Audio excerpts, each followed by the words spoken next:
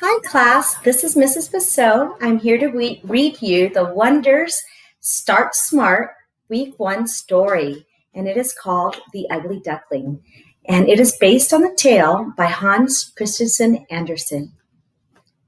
Mother Duck sat on her eggs. She waited and waited. Suddenly, something moved. The eggs were beginning to hatch. One by one, the ducklings pushed out of their fragile eggs. One by one, the ducklings looked at their mother for the first time. Mother Duck looked at them too. Most of the ducklings were small, yellow, and fuzzy. But one duckling looked different. That duckling was bigger than the others. His feathers were gray, and his neck was long. "I have never seen a duckling like you, my dear," Mother Duck said. "You are certainly different, but I love you just the same." "Follow me, sweet ducklings," Mother Duck said. Then she hopped in the pond. The ducklings followed. Then Mr. and Mrs. Frog saw the ducklings swim by.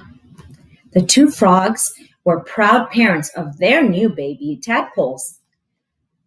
"Mother Duck's new ducklings are as cute as tadpoles, except for that one. That ugly duckling." Mother Duck, and then, before Mother Duck noticed, Mr. Frog said, "You're right. That is an ugly duckling." Oh, Mother Duck led the ducklings away. She did not want the ducklings to hear what the frogs had said, because that was very mean. But it was too late. The gray duckling had heard the frogs. "Is it true, Mother? Am I an ugly duckling?" he asked. "You are beautiful," Mother Duck said. "You are big and strong, and you will surely do well. I am proud of all my ducklings. Don't listen to those silly frogs." The gray duckling wanted to believe Mother Duck, but it was hard. Everywhere he went, the animals reminded him that he was strange. "What an odd duck," they said. Oh, that is so mean. The gray duckling was sad. The other ducklings never invited him to play with them. He was alone. "There must be something wrong with me," thought the gray duckling. "I do not belong."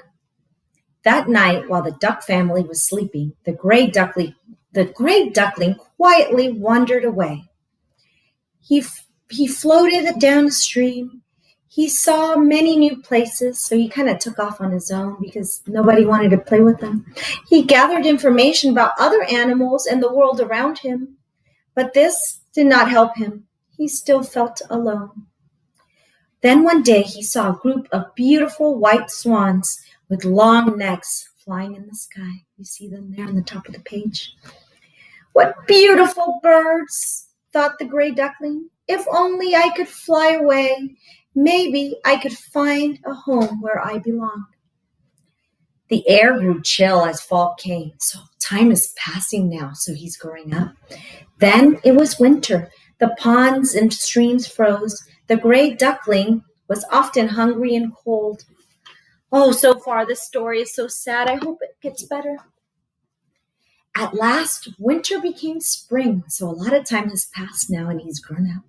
One day, the duckling saw several beautiful white swans splashing in the distant pond. You see them right there on the left side there of the page.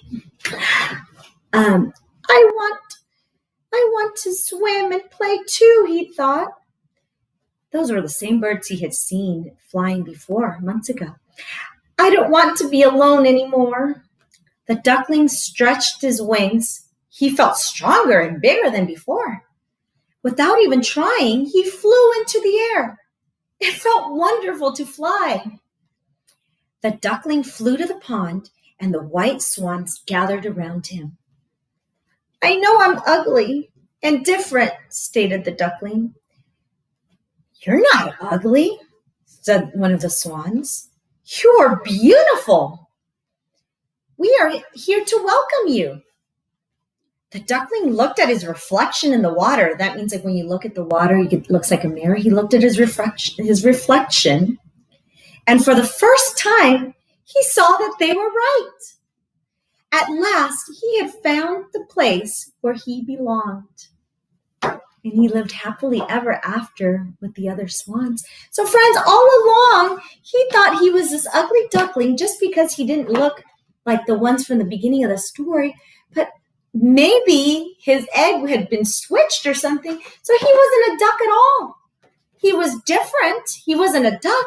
He actually was a beautiful swan at the end. And he finally found a beautiful swan family to live happily ever after.